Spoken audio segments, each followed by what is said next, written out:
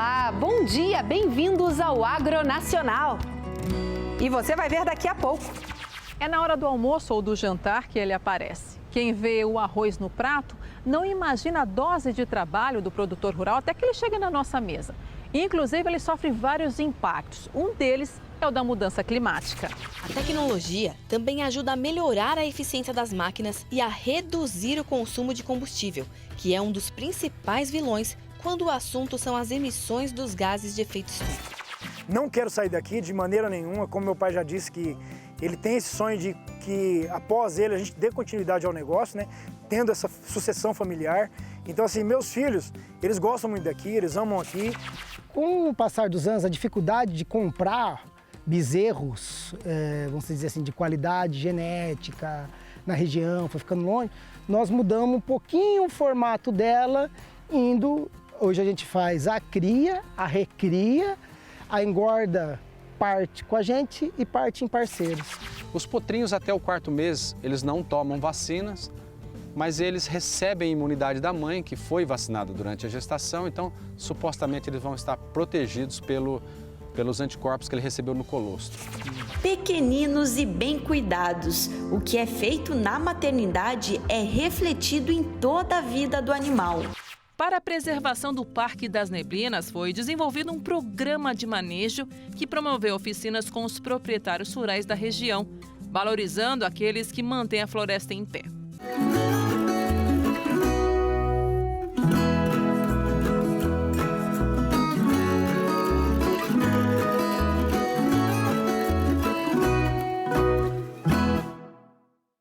Olá, você está assistindo ao Agronacional, um programa da TV Brasil em parceria com o Canal Rural.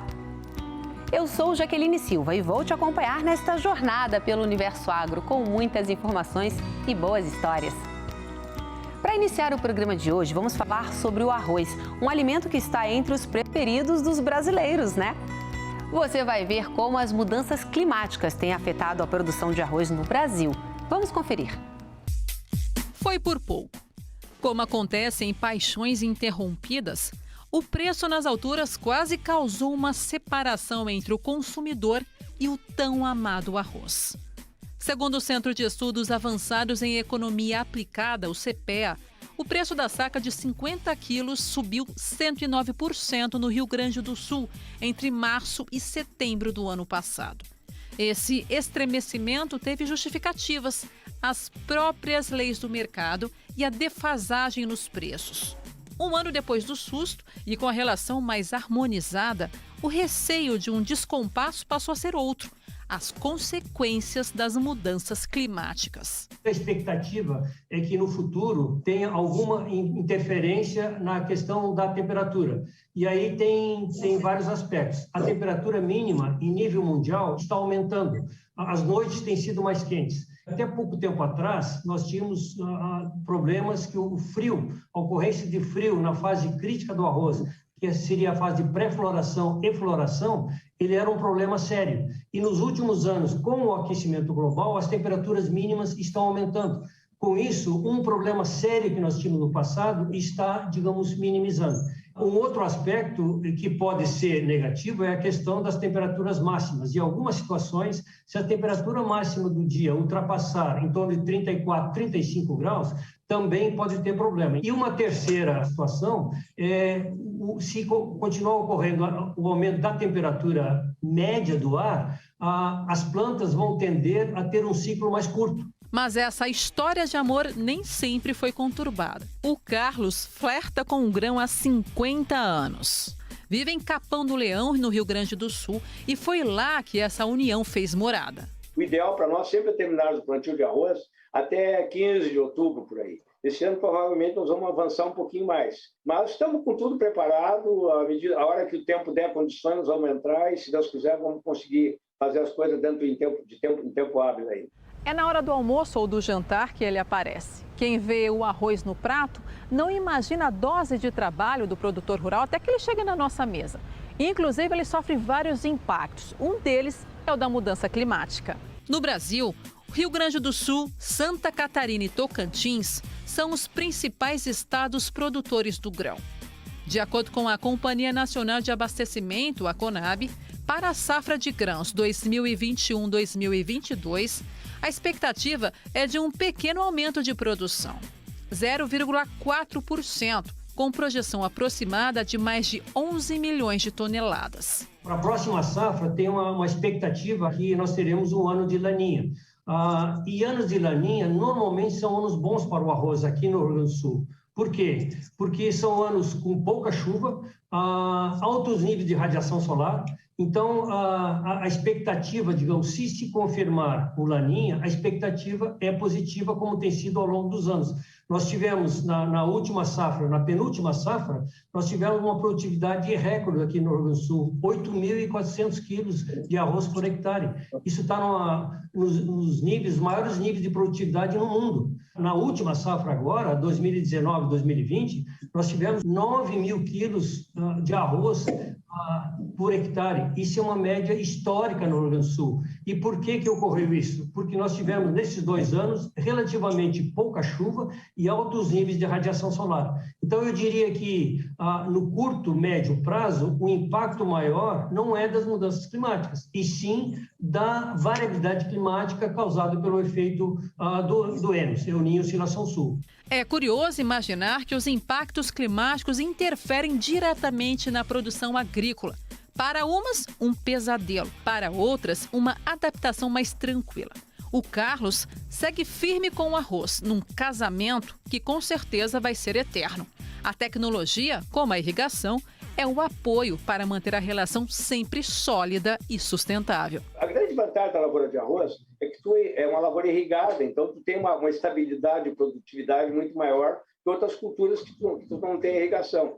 Então nós estávamos com um déficit de água bem alto. As nossas barragens aqui na região estavam baixas. Hoje, com essas chuvas que vieram agora em setembro, nós recuperamos. Nós estamos com um nível de água agora adequado para a lavoura que nós estamos enfrentando. Agora só precisamos de condição favorável para plantio em tempo hábil, em tempo ideal, e aí nós vamos ter, se Deus quiser, uma safra boa de novo.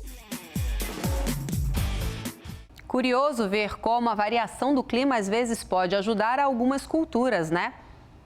E é muito legal também ver o empenho de produtores como o seu Carlos, trabalhando com arroz há 50 anos.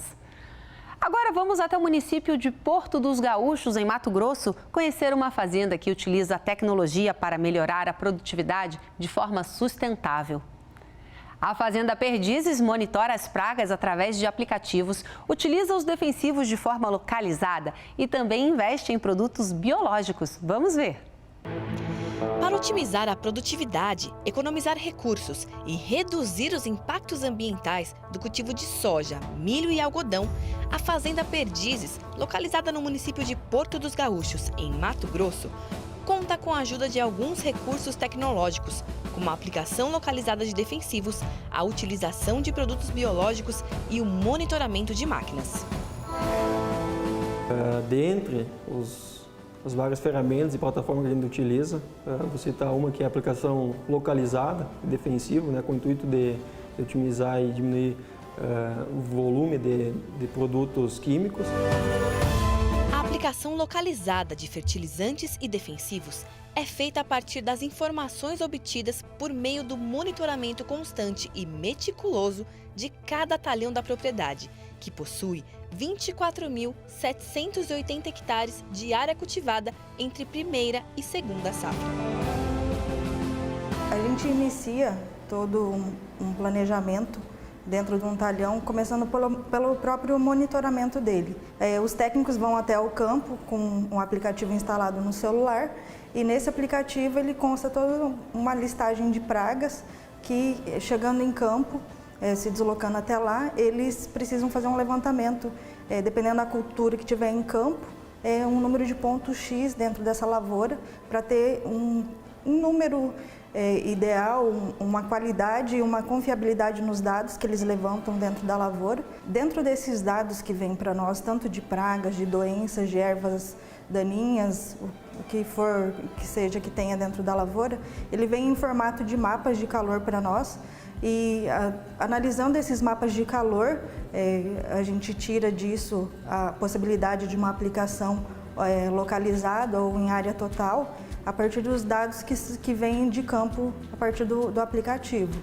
Os mapas de calor, gerados a partir das informações do monitoramento dos talhões, são enviados para pulverizadores como esse aqui, que fazem a aplicação localizada dos produtos e de acordo com a necessidade de cada área.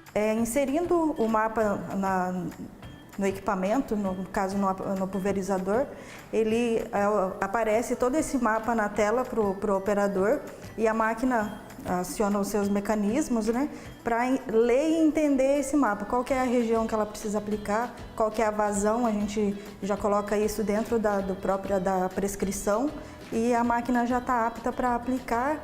Tem casos, tem exemplos que em talhões de 158 hectares a gente aplica apenas 20 hectares do talhão, onde a gente gera uma economia praticamente de 90% ocorre uma redução do produto químico do talhão.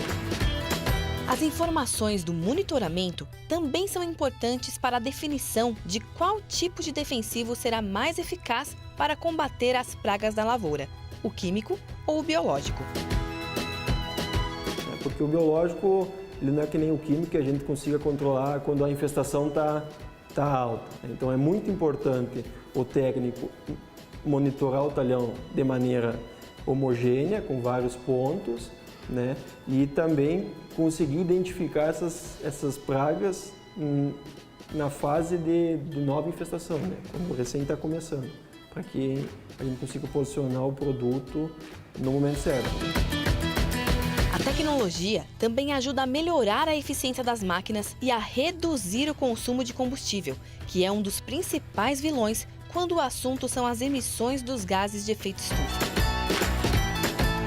Outra plataforma que a gente utiliza aqui também para otimizar e ter as informações de modo mais imediato é uma plataforma de monitoramento e rastreamento da nossa frota, né, de todos os tratores, colheitadeiras, adubadeiras, enfim, os maquinários que realizam as atividades a campo, né, onde é que a gente consegue ter informações de forma instantânea, né, a gente tem relatórios onde a gente consegue tomar as melhores decisões, né, às vezes a gente juntos, a gente diminui a rotação, diminui a velocidade, são medidas que diminuem o consumo de combustível. Então, às vezes, nós aumentamos o rendimento operacional e ainda assim, aliado a isso, a gente reduz o consumo de combustível por hectare, então tornando nossa operação ainda mais eficaz. A presença da tecnologia de precisão possibilita que a tomada de decisão seja feita com base em dados que permitem análises certeiras e deixam menos margem para erros, contribuindo com a produtividade e sustentabilidade das lavouras. Nós, na Excelência Agrícola, temos focado muito em aumentar a produtividade, reduzindo o uso de insumos. Através da agricultura digital, nós temos conseguido isso, produzir mais com menos insumos, aumentando a eficiência do sistema produtivo.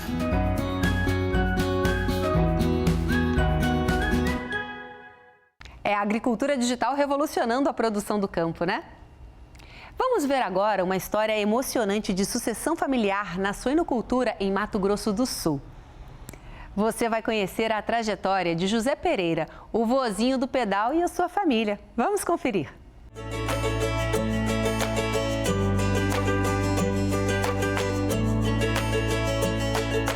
Quando eu estou no pedal é vozinho do pedal e do contrário é Zé Pereira.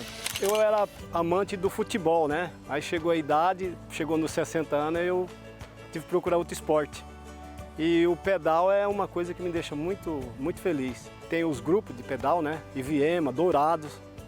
A gente participa de competição dentro da categoria, né? Eu tenho 68 anos, né? Então a minha categoria é de 60 anos para cima. De vez em quando eu pego um pódio, né?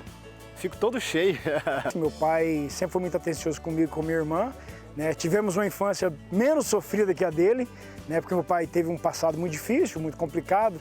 Né? E hoje, graças a Deus, a gente tem tido vida porque meu pai nos deu vida. Né? Meu pai e minha mãe nos deram vida e amor. Meu pai vinha da Paraíba, atravessava o estado do Pernambuco e conheceu minha mãe no estado de Alagoas. Né? Aí se casaram e meu pai veio para o estado de São Paulo para Venceslau. Chegando em Venceslau, plantando algodão, em parceria, né, com os fazendeiros. Aí disso nós voltamos novamente para Alagoas, mas ficamos poucos meses em Alagoas, voltamos e viemos para Mato Grosso do Sul. Nós chegamos aqui em Mato Grosso do Sul em 58, né? 1958. E naquela época, graças a Deus, é uma das coisas que me recordo muito, nós tínhamos um grupo de jovens, de criança, né? De 6, 7 anos, que eu cheguei com 3 anos de idade. E a areia e o mato era o nosso brinquedo, a diversão, né? Isso ainda me traz muito vivo na memória. E o colégio era 3 quilômetros longe da minha casa, né? E a gente ia a pé. E umas coisas assim que de vez em quando eu gosto de lembrar, que era muito sofrido, né? E a gente comia comida de milho mesmo, de nordestino mesmo, e abóbora, né? Eu passei muita dificuldade. Meu pai não tinha um controle do que fazia, né? Ele teve 10 filhos, então era difícil. Uma família de 10 filhos, nos anos 64, 65, 70, foi muita dificuldade. E quando eu visitava uma granja de suíno, eu volto lá na minha infância, né? Que a gente criava o porco mesmo, de verdade, aquele de terreiro mesmo. E eu sempre tinha essa vontade, essa vocação. Por motivo de não ter tido oportunidade quando jovem, resolvi sair, fui morar numa cidade próxima, chamada Dourados, né? E lá trabalhei com contabilidade aos 14 para 15 anos de idade, sendo auxiliar fiscal. E depois, em uma férias, eu conheci uma futura esposa aqui em Jataí, aos 17 anos de idade. E ela morava em Campo Grande, que é a capital do estado, e resolvi ir atrás dela. Não conhecia ninguém em Campo Grande, fui parar no Exército para ficar junto com ela. Hoje já faz 6 anos que eu estou aposentado, né? Mas trabalhei 36 anos na prefeitura. Há 12 anos atrás eu construí aquela granja lá, o GP1, né? E agora, graças a Deus, nós estamos no GP2 e estamos com a GP3 já iniciando as obras. Quando a JBS me ofereceu a granja, ele morava em Campo Grande. E muitas pessoas falaram, teu filho não vai vir, né? Eu queria contar essa historinha. Ele havia me ligado e falou assim, olha, você não tem interesse, o pai está com ideia de montar um projetinho aqui e tal, de suinicultura. E aí eu comecei a pesquisar o que seria suinicultura. Assim, vai ser assim, expliquei tudo, o projeto. Ele falou, estou indo amanhã embora para Jataí. E assim nós fizemos. Quando eu recebi essa notícia, foi uma coisa um pouco espantosa, que minha esposa também sempre morou na capital, né? Ela saiu daqui muito jovem, muito mais nova que eu. E quando eu falei isso a ela deu um pouco de medo, né? Porque não conhecia nada do sistema, nada do que viria à frente, né? Nada do que o futuro separava pra gente aí. Eu falo pro meu filho que cada vez que eu faço uma granja, meu patrimônio fica piorado, né? E eles não conseguem vender. Então, para mim, isso daí tem muita gente que acha que eu sou louco, né? Eu acho, assim, uma virtude. E ele tem a mesma ideia minha, a minha filha também tem a mesma ideia, que aqui vai ser fechado, tipo uma pinha mesmo, e a gente vai tocar o projeto enquanto eu tiver vida, e eles também, tenho certeza que eles vão tocar o projeto. O início sempre é muito desafiador. Quando eu me vi dentro da suinicultura, passando por várias dificuldades, vários desafios, me deu vontade até de retrair. Houve até uma aposta na cidade que eu não aguentaria ficar 3 meses aqui, né? Porque quando você entra num negócio, você tem que ter compromisso, né? Nós hoje temos compromisso com a verdade, compromisso e responsabilidade com aquilo que você faz e compromisso com a empresa, né? Nós já estamos aqui, vai fazer 12 anos que estamos nesse ramo, morando na propriedade, né? Não quero sair daqui de maneira nenhuma, como meu pai já disse que ele tem esse sonho de que após ele a gente dê continuidade ao negócio, né? Tendo essa sucessão familiar. Então assim, meus filhos, eles gostam muito daqui, eles amam aqui. E até hoje ele tem me correspondido, trabalha um genro meu, né, aqui na granja e ele. E tem mais as pessoas aí que colaboram com a estrutura. Então eu não tive dificuldade de ter essa transferência do meu intuito, né, daquilo que eu tinha o prazer, para o meu filho. E assim eu gostaria que algum dos meus netos seguisse a mesma coisa. Primeiro dia que eu me vi recebendo esses animais, né, os leitões na época, eu fiquei um pouco apreensivo, justamente por não ter conhecimento nenhum. Mas na época nós tivemos um técnico que nos ensinou muita coisa, né? Ele nos orientou muito bem.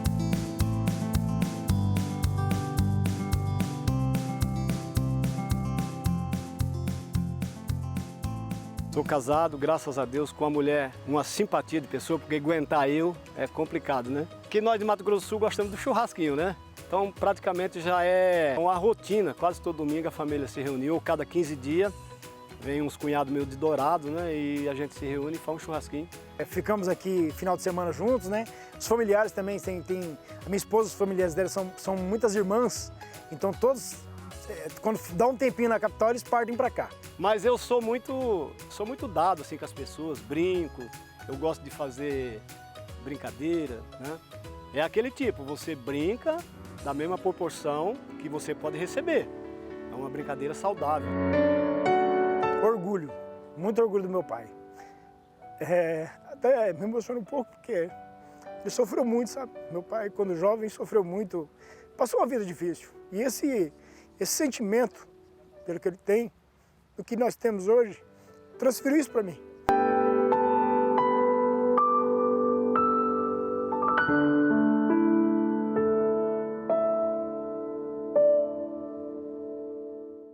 A história do José é realmente um grande exemplo de superação e sucesso na pecuária. E a gente torce aqui para que os netos e bisnetos deem continuidade a essa bela sucessão familiar. E não perca no próximo bloco. Então a gente pega as fêmeas novilhas, que já são 90%, sei lá, 80% já cria nossa, a gente semina de novo de Nelore para fazer uma base boa de Nelore. E agora vamos para um breve intervalo. Fique com a gente, o Agro Nacional volta já já.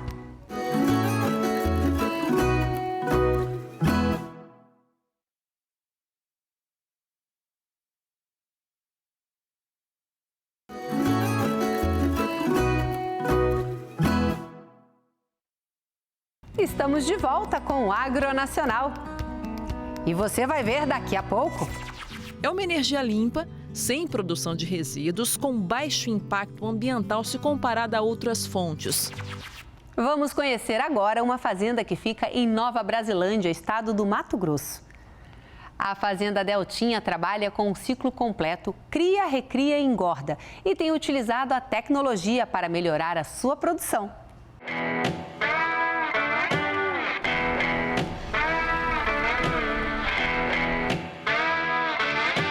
Fazenda Deltinha, Nova Brasilândia, Mato Grosso. O repórter Nissan desembarca agora em um projeto de pecuária que já nasceu com cara de empresa. A família Molina vem do comércio na região de Bauru, estado de São Paulo. Na pecuária desde 1992, os trabalhos ganharam força mesmo nos últimos anos, justamente com a expertise dos negócios trazida por eles para dentro da fazenda.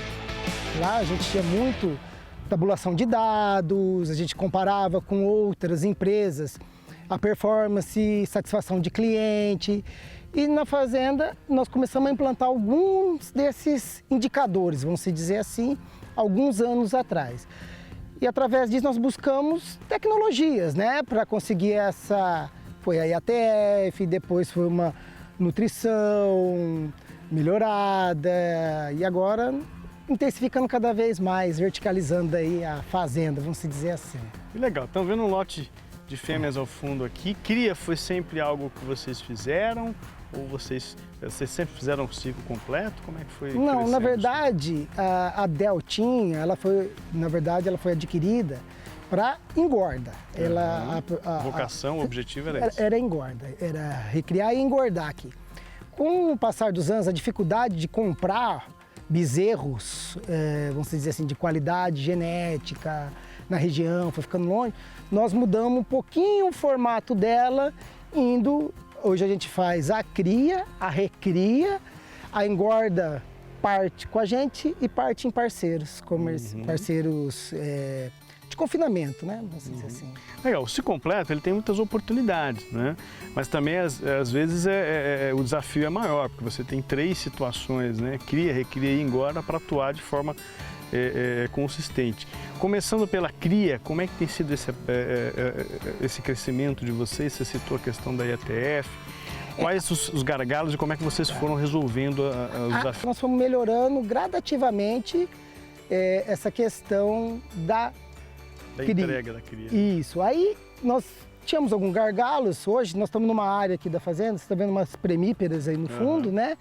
Que a gente chama de sequestro. Nós colocamos ela, estamos dando uma nutrição para elas, para ver se a gente consegue uma concepção maior de IATF nesse gado. Então a gente pega as fêmeas novilhas, que já são 90%, sei lá, 80% já cria nossa, a gente semina de novo de Nelore para fazer uma base boa Nelore. E as vacas mais velhas, vamos dizer assim, as multíperas, né? Nós inseminamos de cruzamento industrial para o gado comercial mesmo, vender assim, para o frigorífico, né? Que a gente faz o ciclo completo. E para dar uma melhor produtividade, aí, um valor maior por arroba. E as novilhas Angus, as F1, né, que são conhecidas, a gente semina de Brangus, também depois ela e o filho vão para o abate.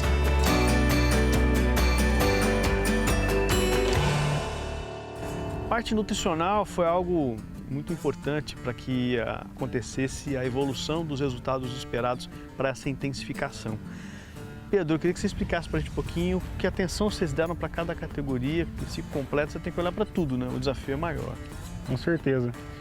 Bom, aqui na Fazenda de Deltinha, como o sistema é baseado em pastagens, inicialmente a gente tinha um rebanho de cria, que foi se intensificando ao longo do tempo, através de genética, IATF, e isso a nutrição tem que acompanhar. Sim. Né? Então, alguns pontos têm que ter dado mais atenção, principalmente para acontecer reconcepção das matrizes, e ter um bezerro de qualidade para entregar para o sistema de engorda depois. A parte de recria, como ela está ainda bastante em áreas de arrendamento da fazenda na região aqui, ainda tem um pouco de dificuldade nesse sentido. Né? E aí, quando os animais voltam para a fazenda Deltinha no sistema de engorda, aí sim a gente tem um sistema de semi-confinamento aqui, que aí já consegue ter uma intensificação bem maior da engorda. Que é um pouco do que a gente está vendo aqui nessa área, que você está vendo nas imagens aí de Exatamente. cima e tal, que é um lote que está em terminação, é isso? Isso, exatamente. Esse lote, então, é um dos lotes que estão em terminação durante esse ano. Esse lote entrou no sistema de engorda aqui há mais ou menos um mês e vai ficar aqui até meados de fevereiro ou início de março. Essa é a ideia para esse lote ficar na terminação aqui, que é em sistema de semi-confinamento, né, onde temos o concentrado no coxo e o capim como fonte de volumoso. O que ele come no coxo aqui, nesse sistema? Aqui o principal ingrediente ainda é milho, como fonte de energia.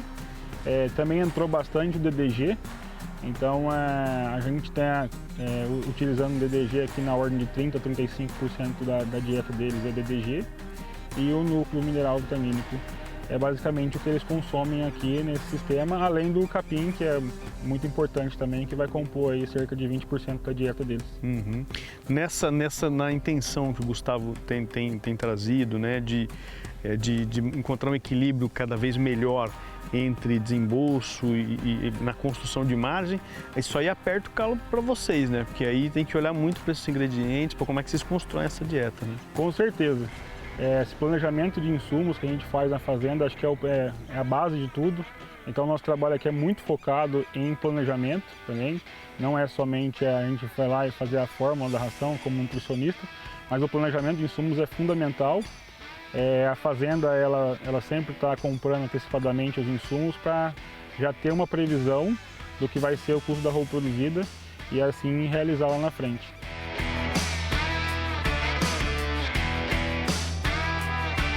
Gustavo, e como é que foi essa experiência do programa Fazenda Nota 10? Vocês vieram do comércio, vocês já tinham um olhar na margem, um olhar no custo, um olhar nos processos, na eficiência dos processos, e aí vocês imprimiram isso dentro da fazenda.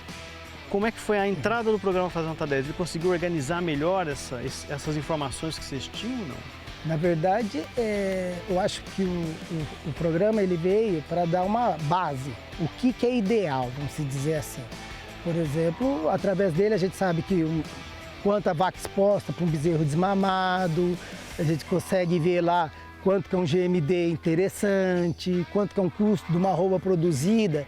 Então, assim, deu um norte, vamos dizer assim, porque a gente tinha base de custo e lucro final, basicamente, aqui na fazenda. E com a Fazenda Nota 10, nós podemos comparar, vamos dizer assim, o que seria o ideal, aonde a gente tem que chegar, qual que é a busca por esse número, né? Qual é o número? A questão é, qual é o número, né? Esse número de recria, é esse o número de arroba produzida. Eu acho que é isso que foi o mais importante, assim, que veio a calhar, né?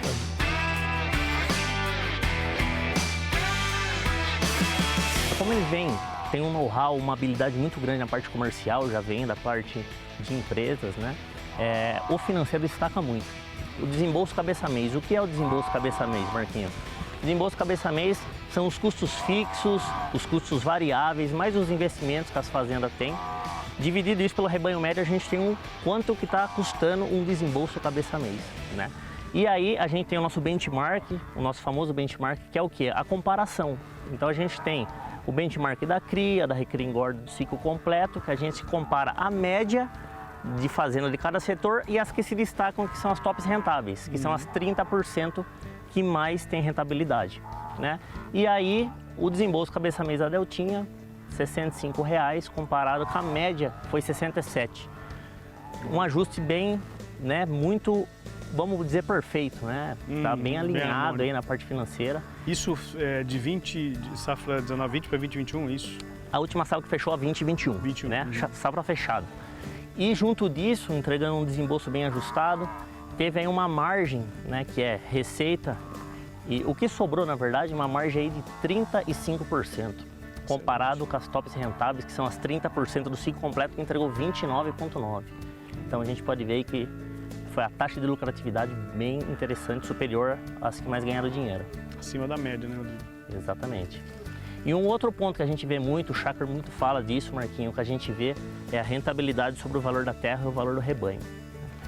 O que a gente vê? Valor da terra, a gente sempre, o que é o ideal? De 5% a 7%. A Deltinha na última safra, que fechou da 2021, teve 7,5%. Entregou acima do 7%.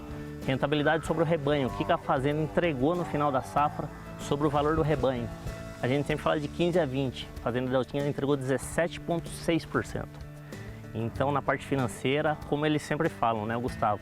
Tratar a fazenda como uma empresa. E isso eles estão aí com uma habilidade perfeita.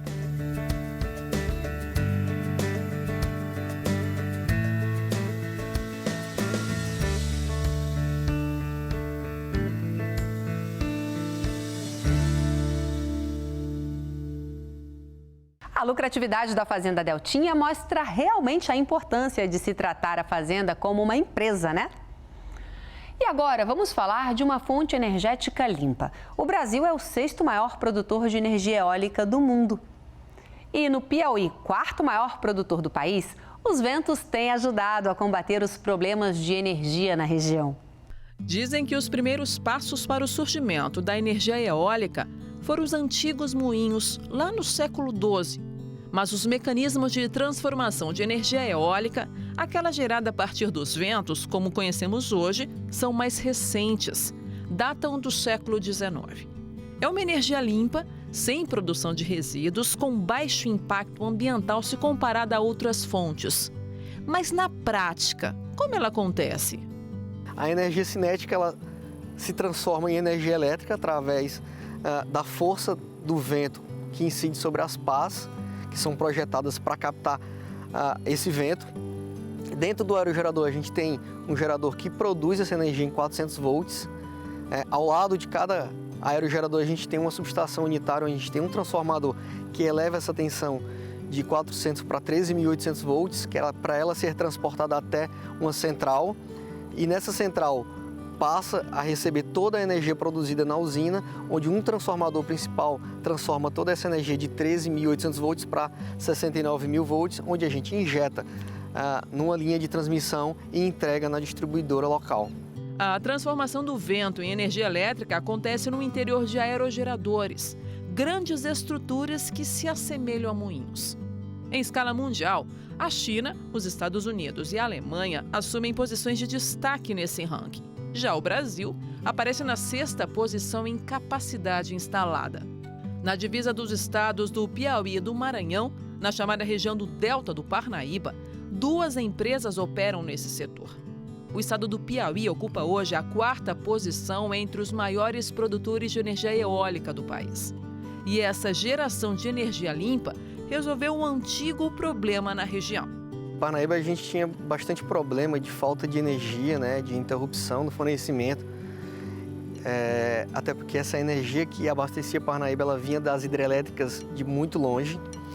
E com o reforço das eólicas, assim, deu uma garantia maior nessa geração, nessa produção e distribuição de energia aqui na região, o que deu uma maior confiabilidade na energia de toda a planície litorânea.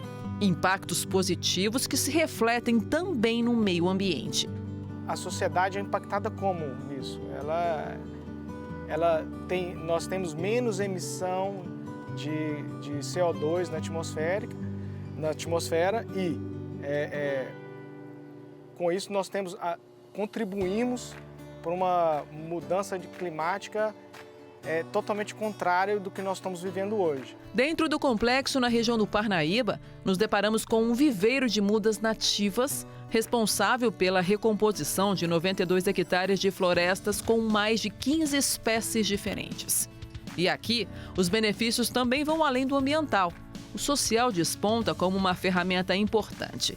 Uma consultoria em gestão socioambiental fechou parceria com a empresa com um projeto que criou uma associação de produtores.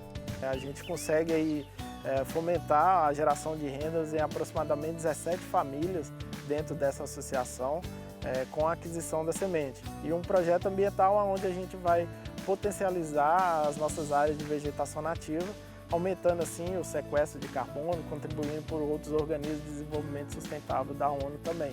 É um projeto que envolve o pilar ambiental, social, de uma forma bem fortalecida aí pela empresa. Uma realidade que contempla todas as letras da sigla ESG, ou no português, ASG, Ambiental, Social e de Governança. Tudo isso ao mesmo tempo em que modifica o cenário energético brasileiro. O Brasil, mais uma vez, como exemplo para o mundo quando se trata de geração de energia limpa e sustentável. E ainda hoje no Agro Nacional. Depois de inseminadas, as fêmeas vão para as baias de gestação coletiva. Ali, elas têm água à vontade. Porém, a alimentação respeita o volume de acordo com a nutrição e a genética do animal. E agora vamos para um rápido intervalo? Fique com a gente, o Mundo Agro passa por aqui.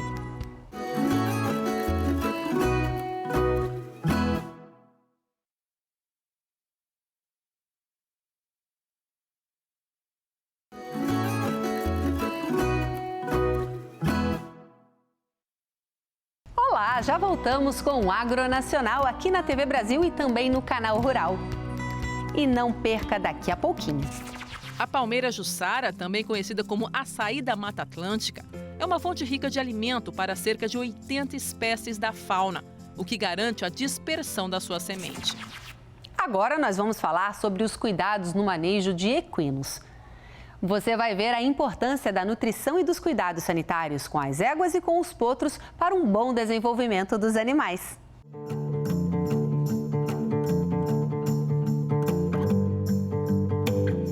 Quais os fatores importantes para ter bons resultados na reprodução dos equinos? Cuidados com essas éguas, potros.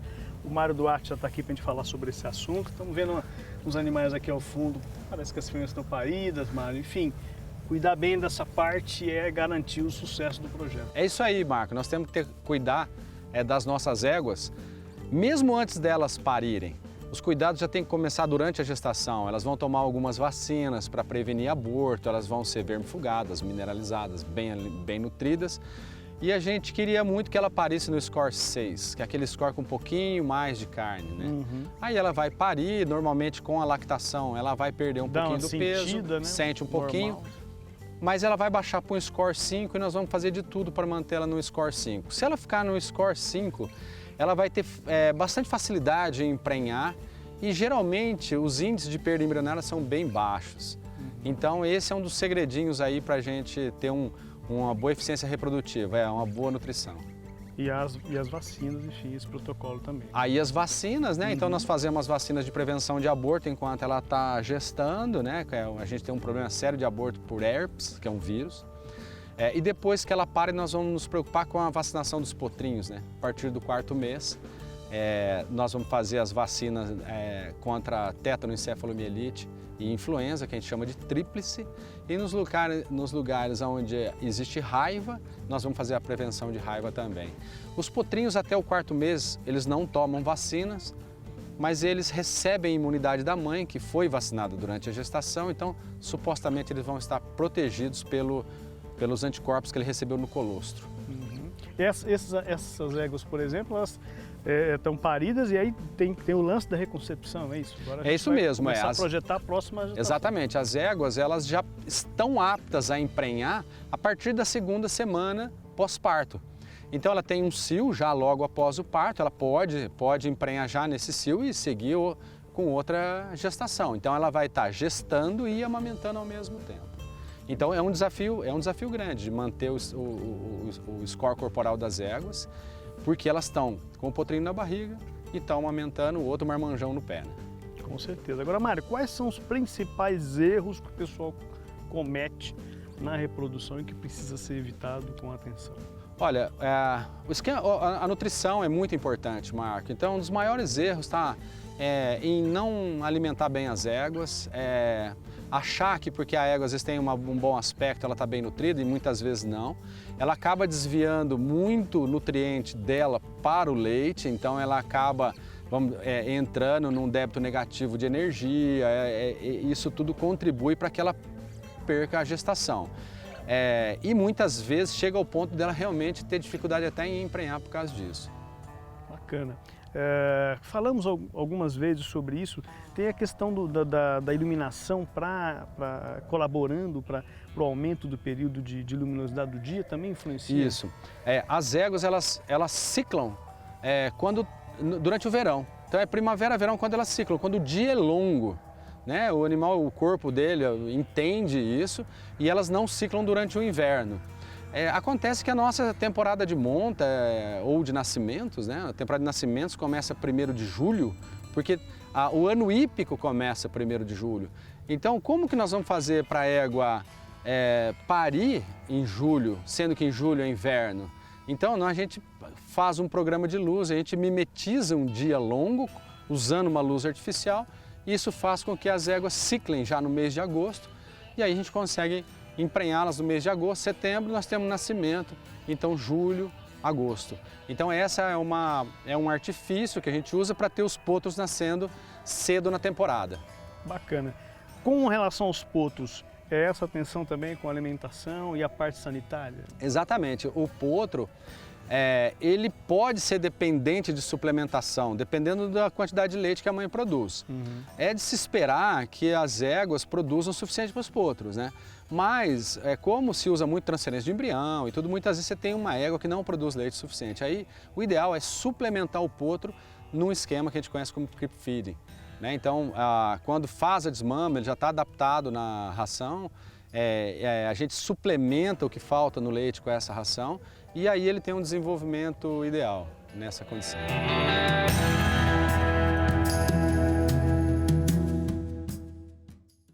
A gente viu que o uso de medidas bem simples, como o investimento em iluminação artificial, pode resolver questões complexas na reprodução de equinos. E agora nós vamos conhecer uma unidade produtora de suínos desmamados, UPD. A granja, que fica em Mato Grosso do Sul, se destaca pela produtividade e pela atenção com o bem-estar animal.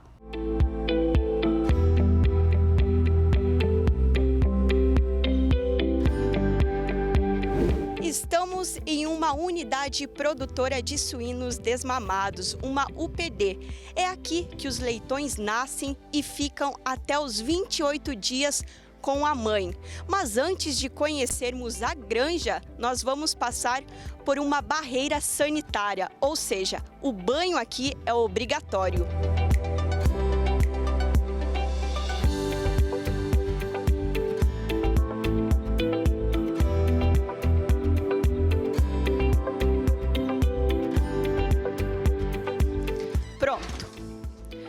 roupa colocada, banho tomado. Agora a gente vai conhecer a granja.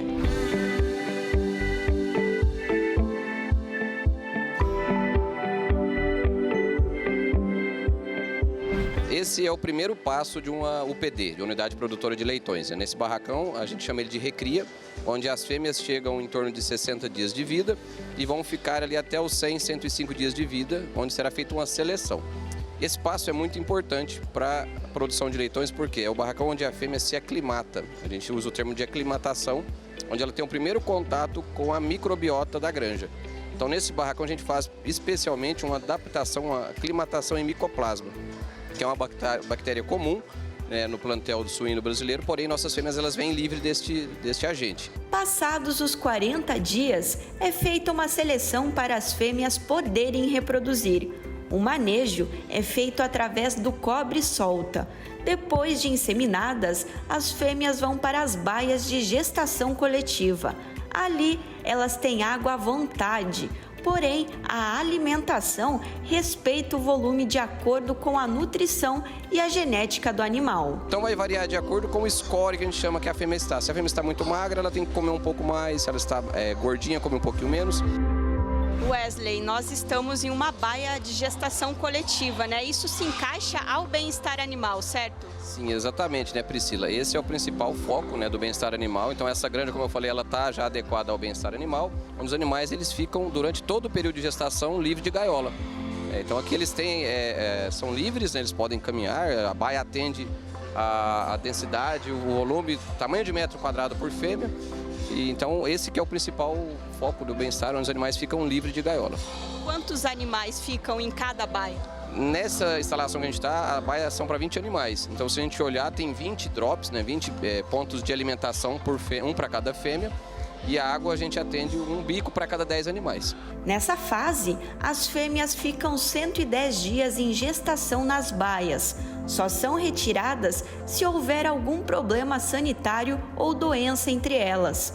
Quando já estão prestes a parir, 5 dias antes, são levadas para a maternidade. Então ele vai ficar por um período de 28 dias, né, aqui com a mãe, e aí seria o fim dessa unidade, da unidade produtora de leitões. Porém, é o início de toda a vida desse leitão pela frente.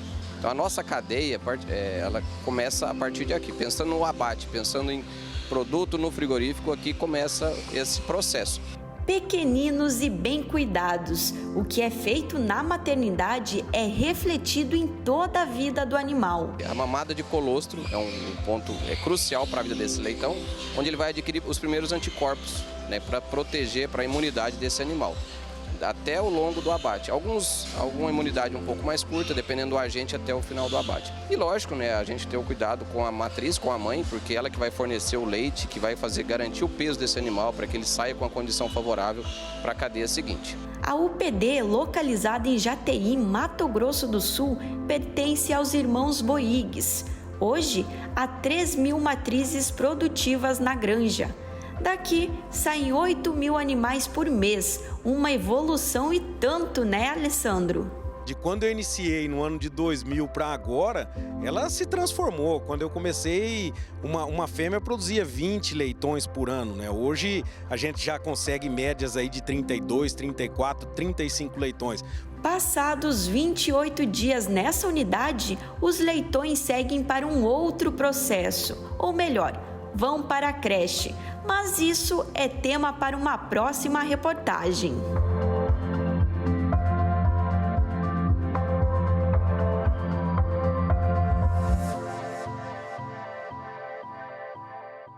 É impressionante ver como a produção cresceu quase 75% em pouco mais de 20 anos. E a gente aguarda para conferir essa matéria sobre a creche dos porquinhos. Agora, a gente vai conhecer uma iniciativa no Parque das Neblinas, localizado no litoral norte de São Paulo, que tem ajudado na preservação de espécies ameaçadas, como a palmeira-jussara e o cambuci. Para a preservação do Parque das Neblinas, foi desenvolvido um programa de manejo que promoveu oficinas com os proprietários rurais da região, valorizando aqueles que mantêm a floresta em pé. As pessoas passaram a colher os frutos da palmeira-jussara, tirando a polpa e jogando as sementes na mata, deixando para a fauna o papel que cabia a ela. E foi há 10 anos, nesse território de natureza selvagem e regenerada, que a história da Marília começou.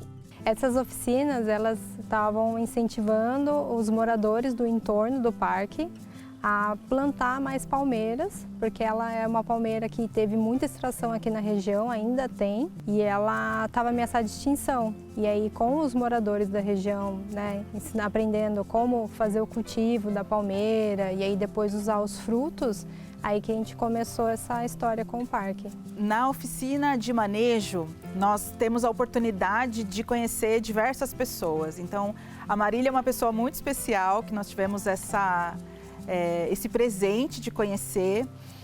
Ela que veio para conhecer o que a gente estava desenvolvendo, acabou tendo ali uma inspiração para poder desenvolver os seus produtos também.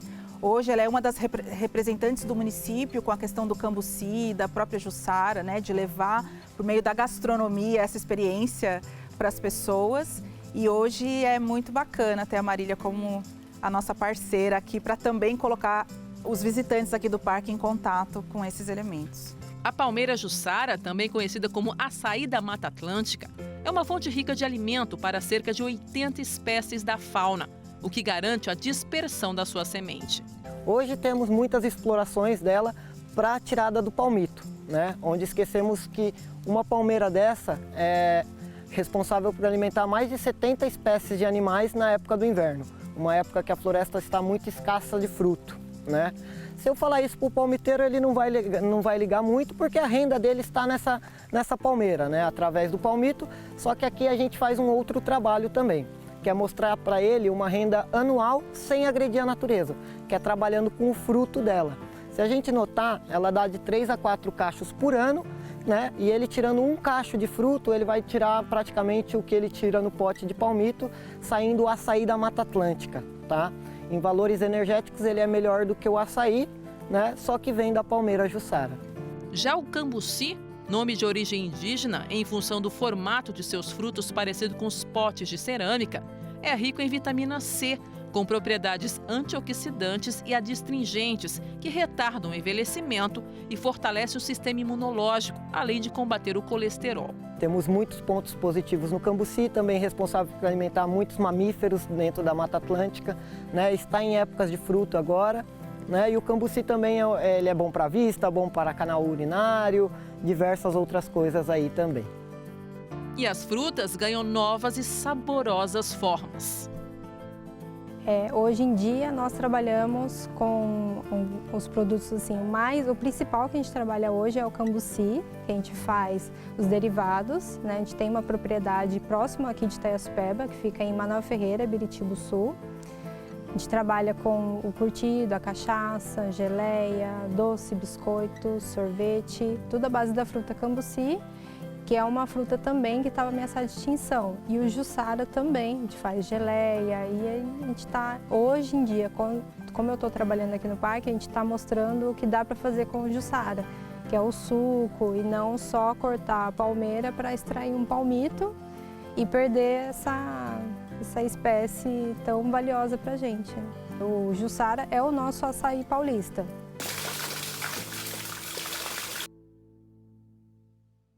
Muito bom conhecer o chamado açaí da Mata Atlântica, né? E eu já fiquei aqui com água na boca pensando nessas delícias com cambuci. Esse foi o Agronacional, uma parceria da TV Brasil com o Canal Rural. Semana que vem estaremos aqui te esperando com mais notícias sobre o mundo do campo. Mas você também pode assistir nosso programa no TV Brasil Play e nos seguir nas redes sociais da TV Brasil. Um excelente dia para você e até semana que vem. Tchau!